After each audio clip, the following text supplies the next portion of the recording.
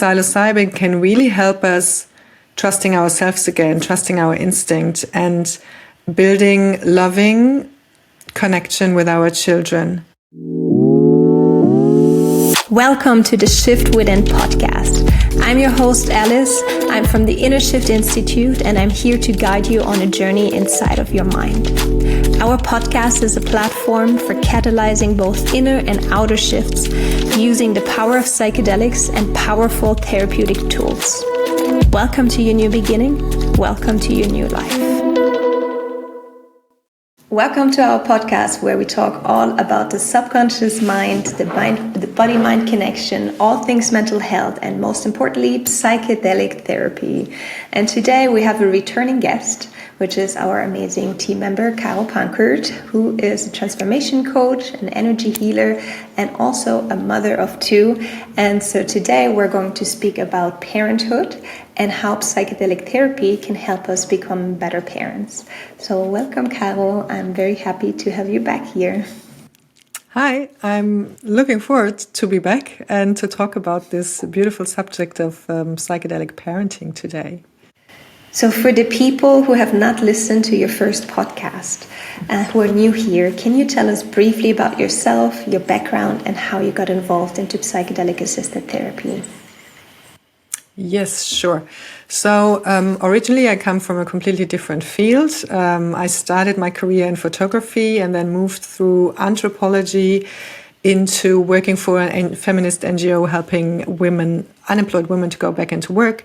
And during that time, I did hypnosystemic coaching training, and over the time I felt like there are more effective ways to work with people and to help people, because the struggles we face in our day-to-day lives, usually, we know doing this psilocybin therapy work, they're rooted much deeper into, not always into our childhood, but, they have different, the root is somewhere else. And to be able to work more effectively with people, I started freelancing about 4 years ago.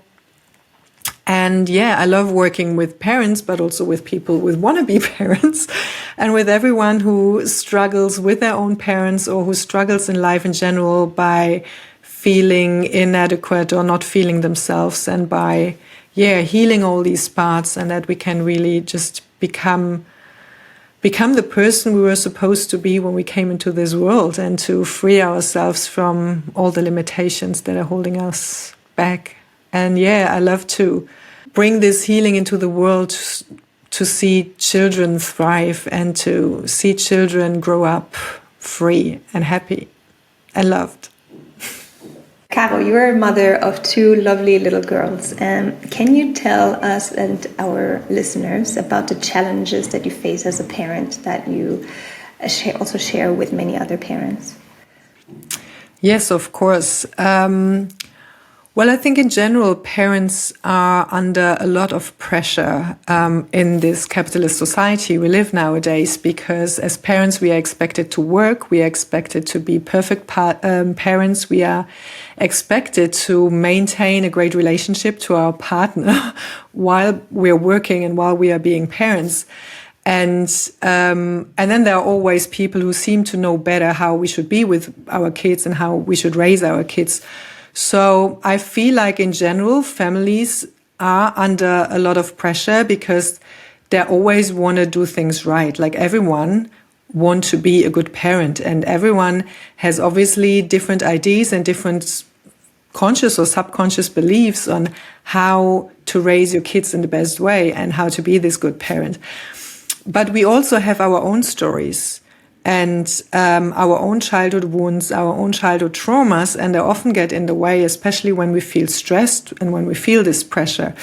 And so I think every parent can relate to that. Sometimes in moments of stress, we might freak out, we get impatient, we yell at our kids, and it's heartbreaking for us, and then we feel really guilty. But in this society, there seem to be so many demands on how we should live our life that we sometimes can't cope in the ways we would like to cope. And whereas I find like in the last years, I've gotten a lot better by reducing the stress in my life, by changing the way I work, which gave me or us as a family a lot more time.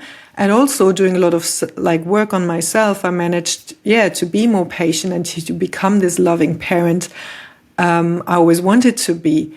And it also comes, with healing my own childhood wounds to be able to understand my own children in a better way.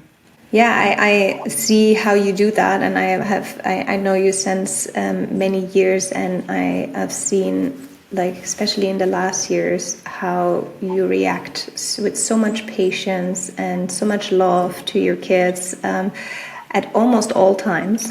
Of course, there are always exceptions for everyone, but it's really beautiful to see you do that. Can you tell us how psilocybin or just psychedelics in general have helped you personally to do this kind of work on yourself?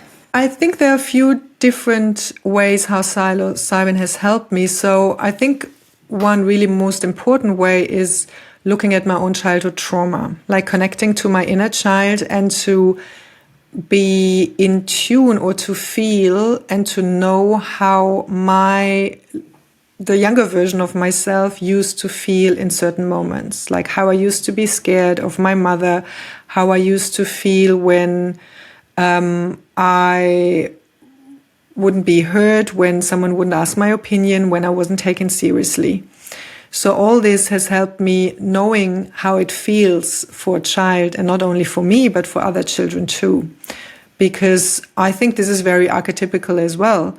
There are not so many ways. I mean, the stories, what happens to us is often very different, but there's a limited range of emotions we can have, and we all feel these emotions. So this has made me very sensitive to how my children feel.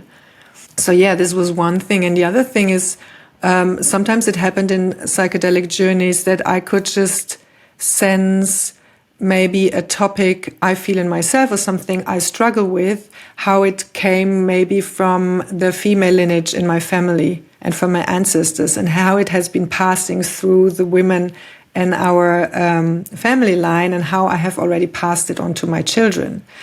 And being able to see this is painful, but also give me awareness how I can maybe deal with it on a daily basis in a different way, like how I can speak to my child, how I can encourage my children to do things differently, but also how I can lead by example, and how I can break this cycle so I can be a good example for them that things can be done in a different way.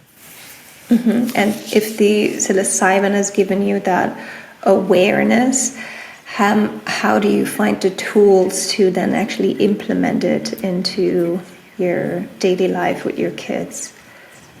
I think when you feel something really deeply in the psilocybin journey, like when you when you feel the emotion, when you process the emotion. I was really lucky that in one psilocybin session, I felt like I was given all the love I probably didn't get by my mother. That I don't mean to say my mother didn't love me, but she probably didn't love me the way I needed to be loved. And I was very fortunate in a psilocybin session to be given that love by something I would call maybe a divine mother, is a word that fits best.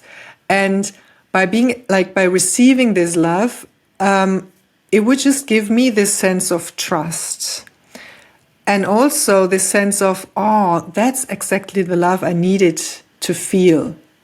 And this is so beautiful and so valuable to feel this. Everyone should be able to feel this love. And so, I don't know, there was just the click knowing that I can give this love. Now I know what it feels to receive this love. I know how I can give it, or I know what I can give and how it feels. So it's sometimes difficult to understand for the mind because, I mean, you know yourself in psychedelic experience, sometimes things just switch on a physical level so that it becomes way more easy to give what we want to give. Mm-hmm. Yeah, absolutely. Yeah, if we have not received something, then it's so hard to give it. And then if we have that experience and a psilocybin experience where we have that real experience of receiving it, then it becomes so much easier to... I tend to have automatic reactions, like every parent probably does when we feel stressed. But I manage to not to react, so I can feel it. And for example, when my daughter might be acting in a way which I find difficult to deal with, like she doesn't want to do what I would ask her to do, and then she would just scream or yell, and then I can hear the voice of my parents in my head saying something like what I used to be told, and I have the impulse to say that. But then I hold back, and I was like, no, I don't want to say this. So sometimes what helps me is, when I'm really stressed myself, is I leave the room and I take a couple of breaths to really slow myself down and to come into this position. Okay, this is my trigger because this is how I used to be treated, but that doesn't mean that I need to repeat that to my children. So leaving the room and taking a few seconds to just breathe, and then to remember again how I want to respond to a situation. And I can go back in with this patience and just hug my child and wait until her wave of emotion is over and until she can continue doing what she wants to do or what needs to be done. And I can imagine that now we have maybe some listeners thinking but does that mean the child can do whatever she wants and treat you however she wants? And is that not going to raise a child that doesn't know boundaries? What would you say to that? Well, no, it's not about that the child should do whatever it wants. And I think there are there are a lot of things around this. I think a lot of parents, when they have stressful days and when they have all these expectations and they really struggle not knowing what's the right thing to do, because they might want to please their own parents or their friends because they're scared of what their peers think about them, what kind of mother they are. So a lot of adults or parents, I think what they do is they allow their kids to get what they want, to have peace themselves or to be loved by their kids. Obviously we all want to be loved, and being loved by our kids, it's a really beautiful thing, but we are the adults here and we are responsible for the relationship. So it's not about giving the child what it needs to be in peace. It's about knowing your own values and knowing how you want to raise your kids, what's important to you, and your boundaries are really connected to your values. And it can be something different for everyone. For us, it's like our kids, since they were born, they walk barefoot a lot. For a lot of parents, that would be too dangerous. I mean, we live on the countryside, but for a lot of people, it would become something completely else because they think, oh, this is dangerous, this shouldn't be happening. So I think boundaries are connected to the values and should be. And yes, when a child doesn't get what it wants, it might be really sad, it might cry, it might be really frustrated, it might be really angry. And it's not about avoiding these emotions in a child. Even though I know parents are tired and parents are stressed, the fastest way to calm your child down is not by giving it what it wants, but by holding space for the emotions, which are the result of your no, of your boundary. Yes. And that just takes a few minutes. I would say a maximum of 5 minutes in most cases, when you allow them to be sad and when you allow them to be frustrated, when you allow them to be angry as a result of your no, they're okay. And it's pretty easy actually when we know this. But we get pissed off that they want sweets again. And we go like, oh, you've had them already 3 times today and I don't want you to eat more sweets. And then they get angry. And then we tell them, stop being angry. But this makes them just more angry and frustrated because they don't feel like they are taken serious in their emotion. And that's all they're asking for. They just want to be loved. They don't want to be judged by us. Yes. Yeah, and I can say as a testament, seeing your children, that they are not rebels who don't listen, but that they're actually really beautiful children that listen very well to boundaries, because they often feel, they have the feeling to be seen and included so much that if there is a no, of course they might get frustrated, but they calm down much faster than many other kids that I have witnessed, that I have observed. It's just so important for the listeners out there to understand that what we are talking about here is emotionally validating your child. It doesn't mean the child can do whatever they want to do, but it's just about really seeing and helping them to regulate their emotions, because they're at a developmental stage in their life where they cannot regulate their own emotions. So the worst thing that we can do is if a child has an intense emotional reaction and does not know how to regulate it, is to then put shame on top of it. And the best thing that we can do is to help them regulate. So as parents, we can co-regulate the child, or even as adults, I'm not a parent myself, but even as an adult, I can co-regulate a child, knowing that their reaction is not something mean, or has nothing to do with me personally, but this is just them not knowing how to regulate their nervous system. And this is how psychedelics can really help a parent. It can help a parent to regulate the parent first, and to heal their own triggers, and even maybe the beliefs we have about parenting, because parenting, is changing at the moment, and we lack the role models. Because, as you said before, how do we know how a child turns out when we start to educating or being with them in a different way? We don't know, because we don't have enough good examples from the past. So it's an experiment, and psilocybin can really help us trusting ourselves again, trusting our instinct, and building loving connection with our children.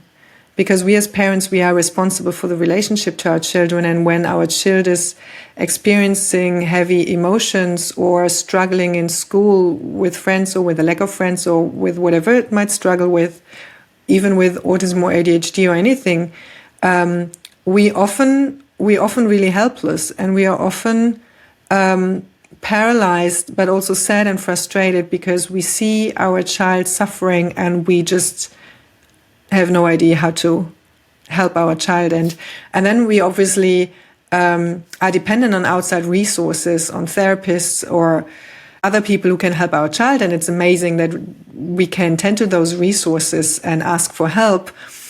But often we as parents, we don't trust our instincts enough when an authority tells us otherwise. And psilocybin can help us really in that as well, by deepening the connection to our children, and by listening again what's true to us, and how we can be present for our children. That's really valuable and really important. Absolutely, I completely agree. And I would add to it that it can also help us learn how to regulate our own emotions, because we grew up in this society where we were the kids, where our parents most often either shamed or ignored us if we had a dysregulated nervous system, and we would scream because we wanted to have dessert before dinner and we couldn't have it, and then we were sent to our room, or we were shamed, or we were told things that were very hurtful. So now we are adults and we don't know how to regulate our own emotions because our parents didn't teach us. And of course, the parents didn't teach us because they were not taught, right? So it's the cycle that you're talking about. So to break the cycle, we need to learn how to regulate our own emotions so we can then co-regulate the kids. And so psilocybin has personally helped me. I'm not a parent, but it has helped me so much to learn how to regulate my emotions. It has taught me how to be with my emotions, how to have them flow through me instead of suppress them, or instead of trying to push them away, just being with them so that they can move through my system, and then I calm down again. And, and that in itself is such a wonderful thing to have as a parent if you learn how to do that. Yeah, and we move from us as adults, we always know how a kid should behave or what a kid should do, and we all know best by understanding our own pains, where they come from, and by healing these parts in us, we automatically start to understand our child, because our inner child and our children, our physical children, they're very similar. You know, there's like children, well, especially until the age of 5 or 6, their reasoning mind is not fully developed, you know, it's, and especially when it's younger, you know, at the age of 2 or 3, so children just act from pure emotion. And a lot of parents try to reason with them, but it doesn't, kids don't understand it. They just might look at you, but they have no idea what you're talking about. And it helps, like psilocybin helps parents basically to experience this again, and to, by experiencing their own emotions and by processing them and by connecting to their inner child, they just feel what's going on into their child. They can relate to it much better. They can tune in with their child, and and it just helps them to have more fun with their kids and to trust them and to not act from fear all the time, but to just be able to, to trust their children and to nurture this loving relationship. Yeah, would you say that the psilocybin therapy or psychedelic therapy can help parents create a deeper emotional connection to their child? Definitely. I once had a client who he didn't come for a session to heal the relationship with his son, but it actually happened because he was having a different problem. And the response of psilocybin during his journey was actually showing him what was creating a dysfunctional relationship with his son. Mm-hmm. How the father was trying to push the son into a certain direction because he didn't trust him. And that's a point, obviously, the father didn't trust himself in it, and probably had an earlier pain because of this. So it was really beautiful because this man, like this client, he was extremely touched and opened his eyes and was like, oh my God, what have I been doing? You know, but it's never too late to repair the relationship to our children, you know, and especially when families or when parents struggle with their children, no matter the age of the child and no matter what the child is going through or what the parent is going through, psilocybin can really help us repair these relationships. Absolutely. Yeah, that's something that I wanted to add, because we might have people listening who say, but my child is already 20 years old, or is a teenager, and I have not emotionally validated them or helped them regulate, and now the relationship is very difficult. It's never too late to change. And it's also really beautiful when we at the Inner Shift Institute sometimes have parents who come together with their children.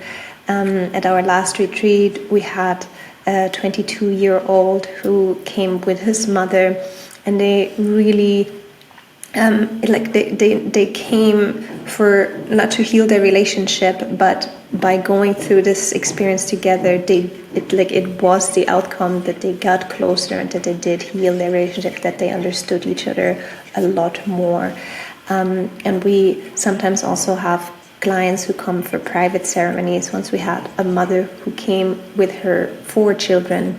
So they had a ceremony of 5, and it was so beautiful to see them do this all together, and had such a bonding experience. And they come out with insights about the relationship that they have to each other, and they come out with understanding for each other and empathy for each other. And that is so valuable to create the shift in the relationship that's needed, and that maybe the parents and the child also long for.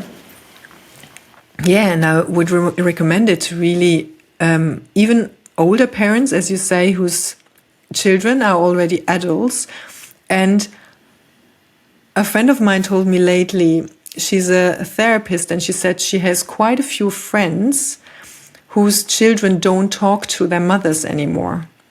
And as a mother, I'm a mother myself, I can just imagine how painful that must be not knowing why your child is not speaking to you. And it's always underneath, it's always about the child hasn't been validated, it hasn't been taken seriously, it hasn't felt heard or seen.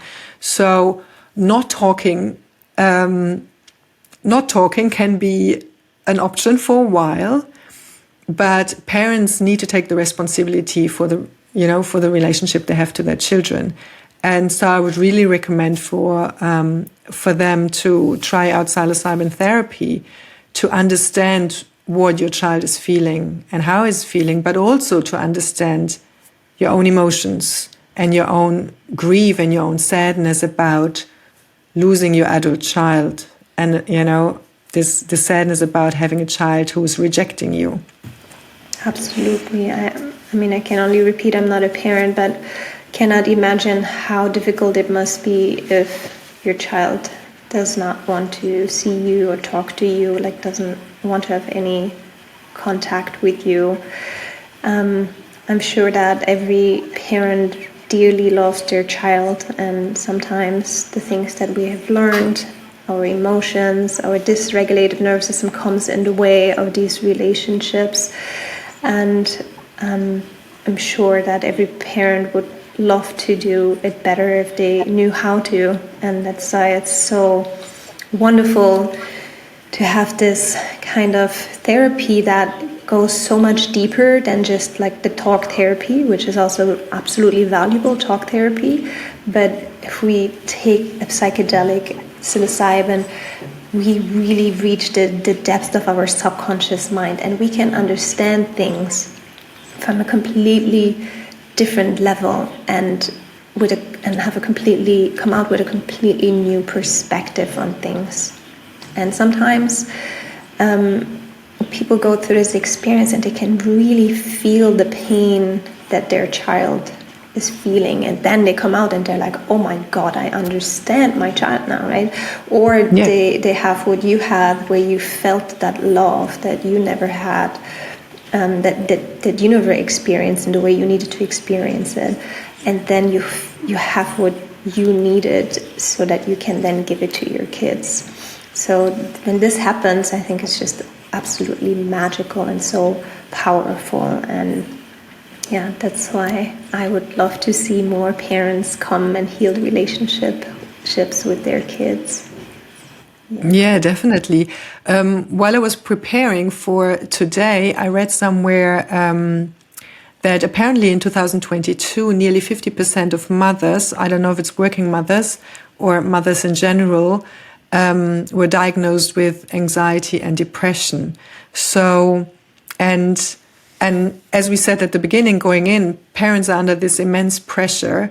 And I think, but that's on a society level, families should get more support, also financial support, that they need to work less and that they can spend more time with their children, because that's what their children need. They need their parents around, they need loving parents who have time for them and who are not constantly stressed and impatient and on the edge of, falling apart themselves. So, yeah, psychedelics can do so much for the mental health of parents. And I think we don't talk enough about that. I mean, yes, we talk about anxiety in general. We talk about depression in general, but we can bring it more towards how parents in general, how parenting and working at the same time, how all this combination just, increases the risk of having a bad mental health state. I think the expectations that we have on parents today, on adults today, and on kids today are higher than they have ever been. And yes, this creates immense stress, and we need to learn how to deal with this stress, and we also need to learn how to simplify our lives. And both of that are things that, psilocybin therapy can definitely help us with. I would love to ask you one last question before we end this podcast, and it's if you could change one thing about the way our society thinks about raising children, what would it be? Difficult question, because I think we don't put enough emphasis on the children. You know, it's always, when we talk about children, is always to fulfill a need of the adults. So I think we need to put more emphasis on the emotional well-being of children. We need to focus on that, because that's how we can slowly but surely actually heal the whole world.